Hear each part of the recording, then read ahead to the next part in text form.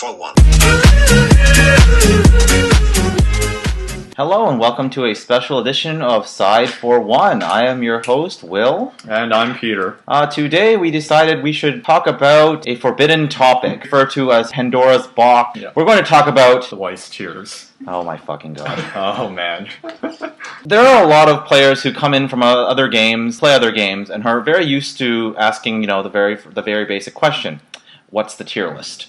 As much as it is a legit question, it doesn't really have that much weight when you ask it for this game. Now, there is a clear tier list in general, but the problem with this game is that when people are referring to titles when talking about tier lists, they're talking about one specific build only.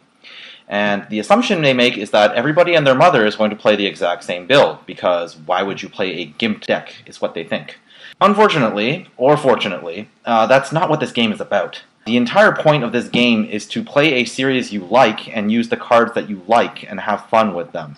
Now, if you are playing all serious business and you want to, beat everyone and go to WGP and win 6 times in a row and, show off how big your, is, then yes, you can play what we call, S-tier titles and S-tier builds, and if you play them all the exact same way that all the good people do, then you're bound to get somewhere. Tiers in Weiss, it's a pretty controversial topic because everybody has their own perception of what's good in their area. Yeah, like William said earlier, which builds are the most commonly played in the particular series that you're playing. So really, the tier list, it doesn't carry as much weight in this game. When people do talk about tier lists, one common argument I always see is that, why are you talking shit about my title? Why don't you play me? Or yeah, that's something that I see all the time too. You must not know this title very well because you haven't played me before.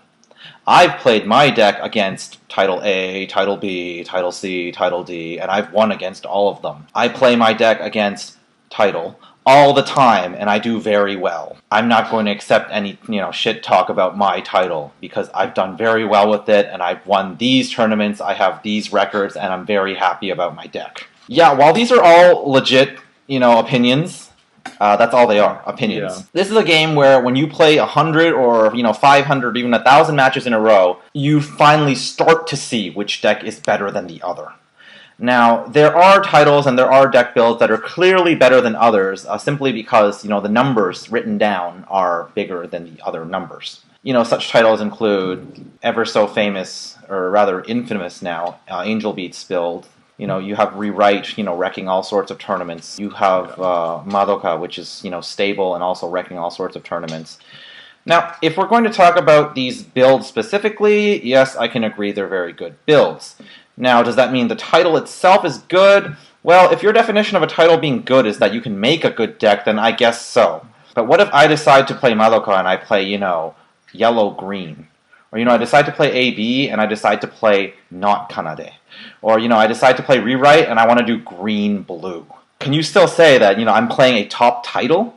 Now, I'm not playing a top deck anymore, clearly. I'm playing stuff that, a lot of people agree that isn't very good, and if I play it, 10, 20 games, I will start to see, yes, this deck is not as good as it could be. Nevertheless, according to most people, I'm still playing a top title. This is ridiculous. Why do I have to, get scrutinized by, players because I'm playing a title that I like, and I'm playing a build that I don't like? Or, I'm playing a build that you don't like. And here's another huge problem with tier lists. People who believe very strongly in tier lists tend to belittle people who don't play the best decks. Now they ask you, why are you playing this card? Or, why are you playing this build? As much as, yes, if you are, trying to constructively criticize someone and their deck, you can, tell them, yes, this card is not so good because of this, this, and this, and that's fine. It's not fine when you've met someone for the first time, you play against their deck, and you say, wow, your deck sucks. Why do you play this shit? This is horrible. That's absolutely disrespectful, it's rude, it's bad manners, and it makes people look bad. You guys need to go back to those games that are full of assholes, which I will not name, because I don't want to get flamed. I think the thing about tier lists in Weiss is that the most popular format that's played in Weiss is Standard, and that each series is divided, into their own series. their own card pools and stuff. Whereas in other games, well, I'm gonna use Pokemon as an example. You can like choose from all these different creatures, and then you can build a deck out of it. And then tier lists in those games, you just have specific, like, I guess, creatures in Pokemon that work really well together, and then you have basically what are known as deck archetypes, and then that's I guess the general conception of tier lists in other games. But in Weiss, you have everything's divided up in series. Each series, as William said earlier, has different builds. There are some that are really, really strong and some that are really, really weak. Depending on what the person's playing, you can't always say that, yeah, just because they're playing this particular series, that means they'll do well being a top title and stuff like that. One thing that I would really like to stress is that if you manage to win one game against somebody, it doesn't mean shit.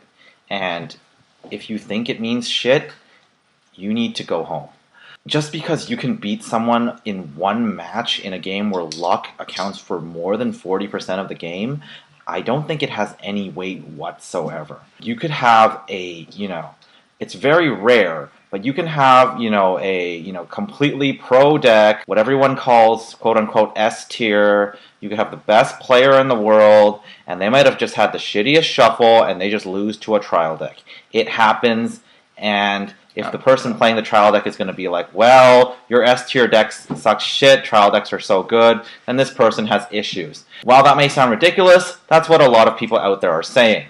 They have a deck, they believe strongly in it, they win a few games, and they think they're all that. North America especially needs to, learn what modesty is. You don't have a lot of people in Asia who actually I need to take that back. I just remembered Singapore. You don't have a lot of people in Japan who walk around saying, I'm so good at this game, challenge me, I'll take you all on. It is a difference of culture, and I think just for the community, it's a lot better if you all just shut the fuck up and mind your own business and enjoy the game. And let people enjoy their game, because that's what this is about. Let's not forget this is a game. We are supposed to be playing this to have fun. If you're one of those people who's playing this game, quote-unquote, professionally, and you're looking to make money off this game, I don't think you're playing the right game. Yeah. You might want to look to other games such as Magic the Gathering, probably Magic the Yu-Gi-Oh!, Vanguard, or any other games that are a lot bigger, in which tournaments actually offer more than, $10 in prizes. Yeah, even Pokemon offers scholarships to the top winners. Right. Yeah.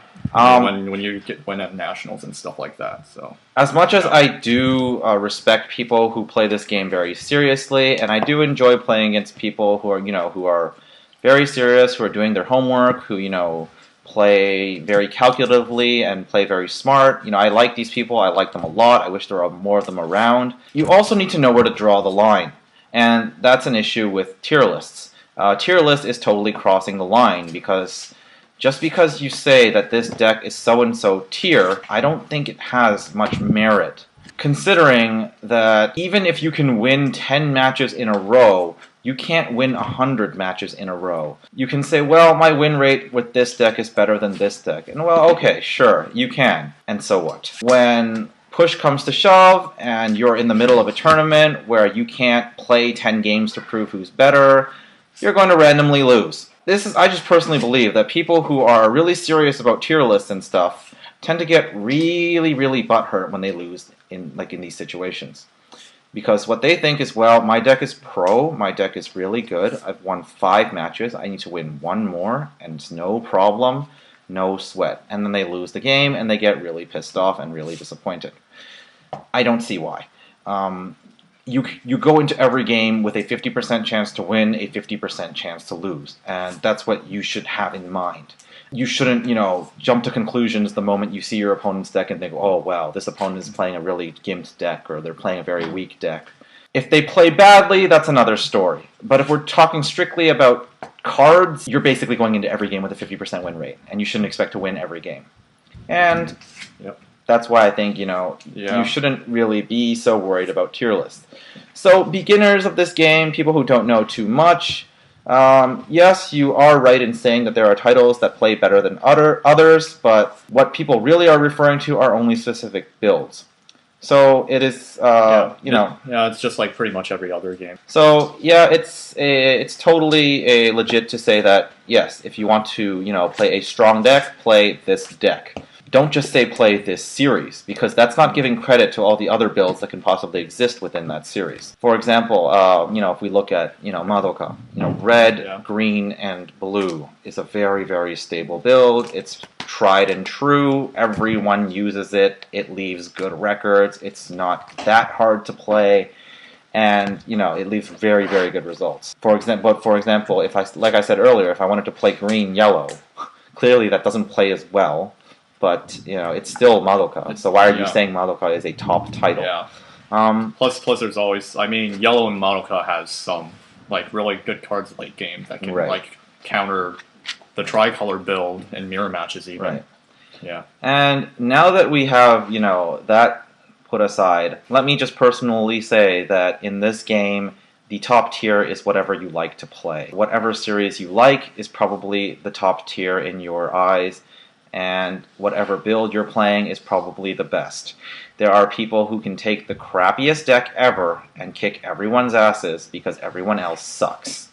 There are people who play the best deck in the world, copy tournament winner recipes, and they can't play for shit. Case in point, I don't think it matters, how good or how bad your deck is. What's really important is how well you play the game. If you play the game well, you can win a lot more than everybody else. So to me, every match of this game is player skill versus player skill plus or minus luck. And build, well, it's important to a certain degree, but not so much. Unlike in other games where a build really defines whether you're going to win the game or not. In this game, not really. You could be in the worst situation ever, and it doesn't fucking matter because you trigger +2 3 times in a row, and it all goes through, and you just won the game.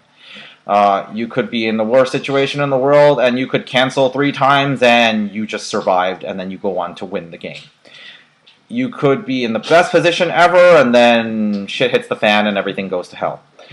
Which is why I don't think deck builds are that important. If you play a deck well, it doesn't really matter what your build is.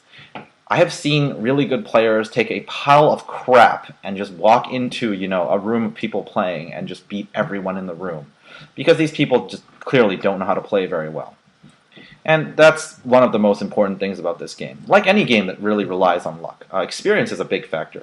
The more experience you have, the more you understand how the luck works. Yeah, you'll be able to deal with situations more easily. Right, and the more you can, play around things that happen. So to all those players out there who are thinking, well, I want to play a high-tier deck, I'm going to put the money into it, and I expect to, win most of my games, it's not happening. Yeah, probably best to just play something you love. My recommendation to most people is pick a title you like, buy 2 trial decks, and then single everything and just have fun. Play around, change your deck around, play against lots of different people. That's another thing. You don't want to play against the same person 24/7, because eventually it turns into an anti-game, where I'm going to anti you, you anti me back, and we do it forever. And that's not going to make you play any better, because all you know is how to play against one deck, and all your opponent knows is how to play against one deck. Just as an example, I'll play a deck that has heal loops, and my opponent says, well, I'm going to play Rewrite and play the heal meta. Great. That doesn't really get you anywhere. It doesn't make anybody a better player. It just makes the game boring because you're antiing everybody. You're antiing each other all day long. So my recommendation, like I said, look into a title you like, do some research. If you want to be a lazy bastard, you can ask people on the internet, you can search on Google, you can look at all sorts of available information. Go on the Japanese Weiss site. Right? You can do all sorts of things and build a deck. Right? You can build a deck and then play it, see if it suits you, see if you know how to play it well. If not, change things. That's how you're supposed to be playing this game, honestly, in my opinion anyways. You play, and, if you think this is bad, then you change it out and you try something else. And that's what keeps this game interesting. One of the very good things about this game is that even titles from 3 years ago are still perfectly usable today. Yeah, Yeah. unlike other games that have rotations every year. Right. Unlike other games where the meta changes every, whenever. Yeah, every new set. The meta in this game doesn't really change too often. It does change, just not that often. And at the rate that Bushiroad is releasing new titles, we get a new booster or two every month, basically. Look forward to be, constantly learning, constantly seeing new things. Stay open-minded is my message to everyone. Think outside the box. Don't be so close-minded. Weiss is not a game where, 1 plus 1 is 2. Often it's not. 1 plus 1 can be 3, it can be 0, it can be negative 50, it could be 5 billion. A lot of things happen in this game. Like quantum mechanics, yeah. Yeah, all sorts of crazy things happen in this game. Should always be ready for it, always consider everything, and that will make your experience a lot better, I think. Alright then, let's end off with my wife who is top tier, and fuck you all. This is Will signing out. And this is Peter signing out.